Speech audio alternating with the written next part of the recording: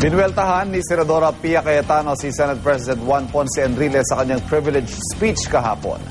Kaugnay pa rin ito ng pamigay ng dagdag pondo ni Enrile kung saan mas kaunti ang natanggap ng minorya tulad ni Cayetano. Narito ang report ni Jam Sisante.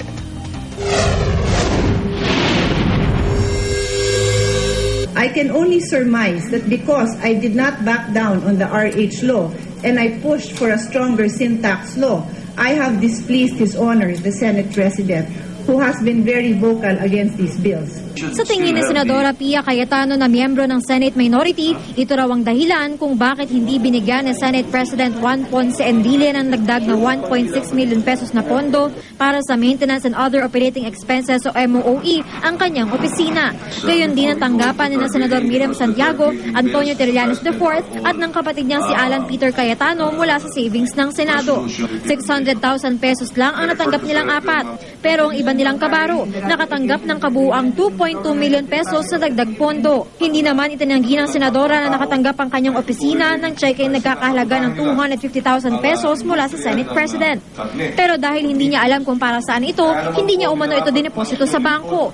Plano niya raw ngayong i-donate ito sa DSWD. Sa panibagong sulat naman sa Commission on Audit, iginiit ni Santiago na bagamat may kapangyarihan nga ang Senate President na mamahagi ng dagdag pondo, hindi raw siya dapat magbigay kung wala namang humihingi nito. Ginit ni Santiago, maituturing daw na grave abuse of discretion ang ginawang pamimigay ng Senate President ng savings ng Senado sa mga piling kabaro. Tugon naman dito ni Enrile, sampahan siya ng kaso ni Santiago. I would suggest to her that instead of just talking to the people without putting into action what she believes to be her truth, then she should take the necessary action.